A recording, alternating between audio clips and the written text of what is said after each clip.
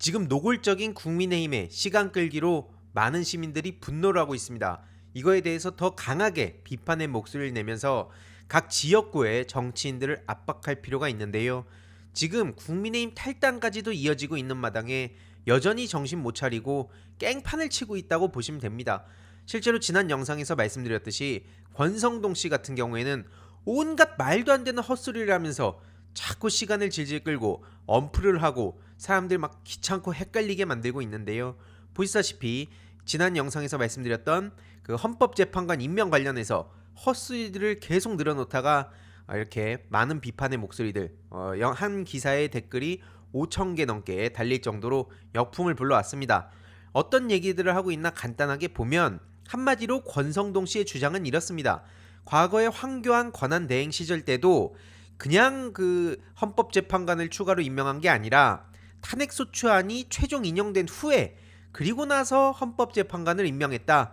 그래서 이런 사진들이 지금 돌아다니고 있는 걸 알 수 있는데요. 한마디로 그 탄핵이 인용된 이후에 황교안 대행이 이선에 재판관을 임명했던 만큼 이번도 지금 윤석열이 아직 탄핵 인용된 게 아니기 때문에 한덕수 권한 대행은 여기에 대해서 재판관을 추가 임명하면 안 된다. 이렇게 깽판을 치고 있는 겁니다. 그래서 얼핏 보고 이거 그럴듯한데? 라고 생각하는 사람들이 혹시 계실 수도 있는데요. 이에 민주당에서는 구질구질하다면서 조금 전에 이상한 소리를 하더라 라고 박찬대 원내대표가 즉각 비판에 나선 바 있죠. 한마디로 구인 체제로 탄핵 심판을 해야 공정성과 신뢰성을 회복할 수 있다. 이렇게 일침을 전했고요. 중요한 건 뭡니까? 과거의 구체적 사례와 지금의 사례가 다르다는 겁니다. 근데 항상 저들은 이런 복잡한 사안까지 시민들이 관심을 가질 여력이 없기 때문에 그럴듯하게 사람들을 속이고 대놓고 개고기까지 파는 거 아닙니까? 한마디로 그때는 대법원 추천 몫이었고 이번에 새로 임명할 헌법재판관 후보 3명은 국회 추천 몫이라는 겁니다. 한마디로 지난번은 대법원 추천 몫, 이번은 국회 추천 몫. 애초에 그 몫이 다르다는 거죠. 그래서 지금 무슨 권한 대행 얘기를 하면서 황교안때 운운할 때가 아니다 라는 얘기를 지금 하고 있는 거고요. 내란 단죄를 위한 헌법재판을 방해하려는 저들의 그 추한 속내를 노골적으로 드러내고 있는 것이다. 이게 지금 조승래 민주당 수석 대변인의 입장이기도 합니다. 그러면서 양당 합의하에 후보자도 추천했고 청문회 개최와 청문위원 명단까지 다 합의를 했는데 이제 와가지고 저렇게 또 깽판을 치는 목적이 뭐겠냐? 시간만 계속해서 미루면서 계속 말씀드리지 않았습니까? 이재명 대표 사법 리스크 운운하고 공격하고 어떻게든 사법적으로 제거해버리겠다. 거기에 모든 에너지를 쏟고 있다는 겁니다. 저게 얼마나 형편이 없는 인간들입니까? 아니 어떻게 자칭 보수 정당이라는 데에서 제대로 된 실력 있는 주자 한 명 못 만들어내가지고 이런 식으로 상대당 후보를 정치적, 사법적, 심지어는 하다가 물리적으로까지 제거하려고 한 거 아닙니까? 이런 끔찍한 대한민국의 현실을 바로 잡을 필요가 있고요. 결국에는 추미애 의원에 대해서도 계속 물고 늘어지고 있는데 당연히 이에 대해서 심의 유감이라고 정면 반박했습니다. 뭐 내용은 앞서 말씀드렸듯이 대통령 목 그 추천과 지금 국회 추천 상황이 다른 거 아니냐. 근데 얼핏 그냥 껍데기만 보고 지나가는 사람들을 겨냥해서 장난질 치는 사람들에 대해서 이렇게 구체적으로 좀 대응을 할 필요가 있다 말씀을 드리고요. 그리고 보니까 헌재에서도 오늘 오전에 이런 속보를 전하더라고요. 대통령 권한대행 재판관 임명은 황교안때 사례가 있다. 물론 이제 뭐 앞서 말씀드렸듯이 목 자체가 다르다고 말씀을 드렸는데 일단 그걸 떠나서라도 구인 체제를 완성하기 위해서 윤석열 권위 상태에서도 재판관 임명이 이뤄져야 된다. 이런 얘기를 헌법재판소에서도 하고 있다. 뭐 더 이상 이거에 대해서 무슨 설명이 필요합니까? 그냥 이제 권성동 씨를 비롯해서 친윤 그룹 더 폭넓게는 내란 공범들이 다 그냥 시간을 끌고 있다는 점을 더 자신감 있게 주위에 알릴 필요가 있다는 거고요. 보시다시피 오늘 오후에 이런 단독 보도가 나왔습니다. 한마디로 인사청문회에서 여당의 위원 전원이 불참을 하면서 저렇게 아직까지도 정신 못 차리고 시간 끌기를 하고 있다는 겁니다. 뭐 저들을 이제 여당이라고 볼 수도 없는 것들이죠. 내란 공범들로 싸그리다 책임을 져야 되는 것들이니까 야 저렇게까지 발악하는구나. 끝까지 추한 놈들이다. 라고 생각하시면 될 것 같습니다. 이런 와중에 뭐 김석기 같은 사람은 윤석열 내란 수계는 사실이 아니다. 뭐 이런 식으로 얘기를 하면서 외통위도 막 파행을 시키고 뭐 결국엔 여기서 한 1년만 지나면 국민들 다 잊는다, 이 개돼지 소리 하던 윤상현 씨도 우리가 잊을 수가 없죠. 그래서 전두환 전 사위에서 이번에는 푸르밀 쪽에 지금 사의가 됐다는 소식이 전해져서 푸르밀 불매 운동까지도 벌어지고 있습니다. 이걸 결코 가볍게 볼 수가 없는 게, 대놓고 그냥 보수 진보 통상적인 정책 비판하던 수준이 아니라 내란을 저질러 놓고도 그 수개를 옹호하겠다고 국민들을 개돼지 취급한 거를 우리가 어떻게 받아들이겠냐 이 말입니다. 아직까지도 사과 한마디도 안 하고 심지어 어떤 짓들을 저지르고 있습니까? 그리고 참고로 저 윤상현 씨와 가깝다고 알려진 뭐 다른 사람들도 뭐 이런저런 사람들이지만 다 빼고 이준석, 천하람, 이들에 대해서도 얘기를 안 할 수가 없습니다. 일단 명태균 황금폰과 관련해서 윤상현, 이준석, 그리고 뭐 이외로도 홍준표라든지 이런 사람들이 있는데, 일단 이 이준석부터 한번 보자고요. 개혁신당 천하람 씨가 이런 말을 하죠. 한동훈도 까고 이재명 대표도 까고 그러면서 내로남불 타령하는데, 전 이걸 보면서 진짜 기가 막혔습니다.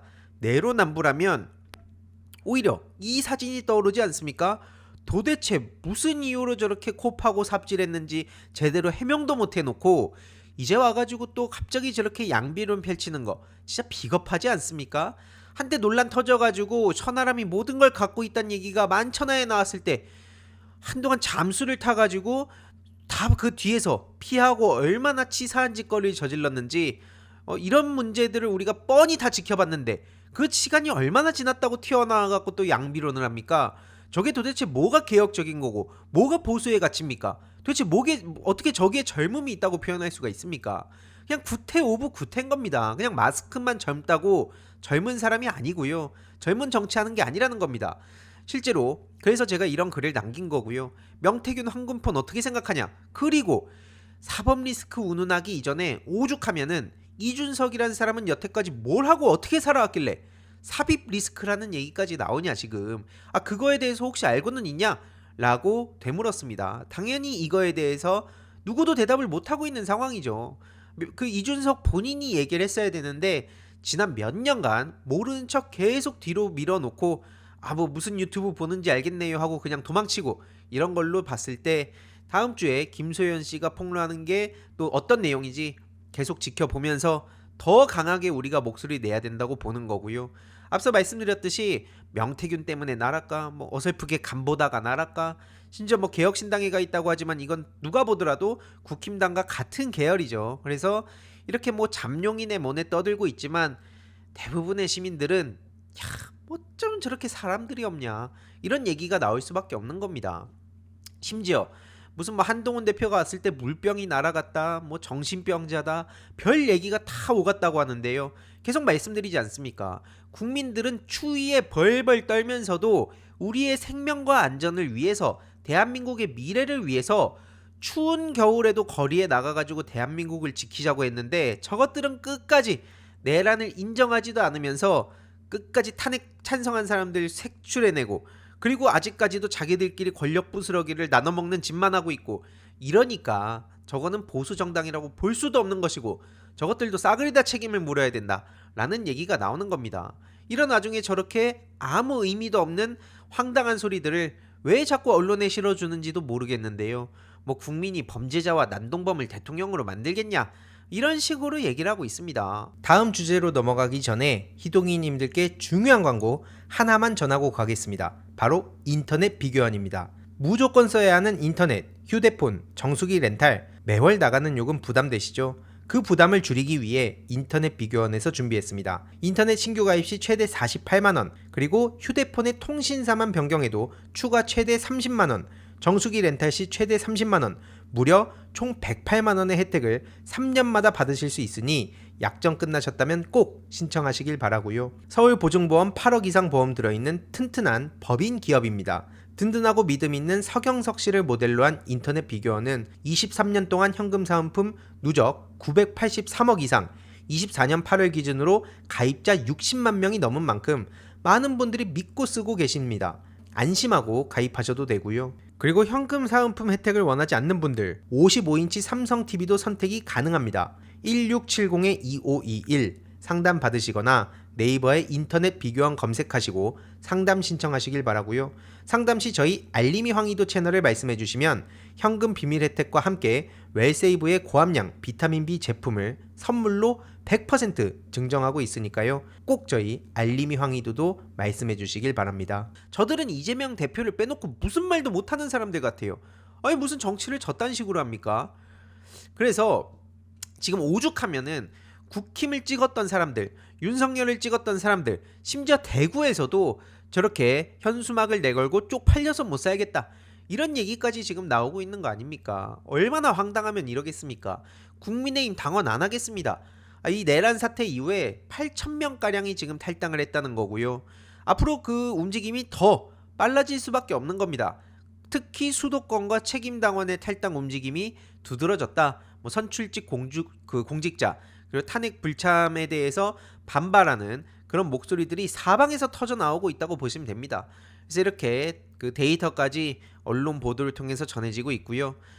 이런 와중에도 정신 못 차린 윤석열, 애초에 기대도 안 했습니다. 저거는 더 이상 의미도 없는데 헌재 탄핵 심판 서류를 아직까지도 미수령했다는 속보가 오늘 오전에 전해졌고요. 이런 와중에 검찰을 조심해야 된다 말씀드리지 않았습니까? 박한수 육군참모총장, 계엄사령관이었죠. 검찰에 구속이 됐다는 겁니다. 한마디로 신병을 검찰에서 확보했다는 거예요. 검찰에서 확보하냐 아니면 공조수사본부에서 확보하냐, 이게 굉장히 중요한 싸움인데 지금 관저에다가 그 출석 요구서를 우편으로 배달하고 있다고 해서 이게 맞나? 이런 우려의 목소리가 나올 수밖에 없죠. 대통령실 서버 압수색을 위해서 대기 중이다. 경찰에서는 압색 영장을 별도로 발부받아서 집행을 대기하고 있다.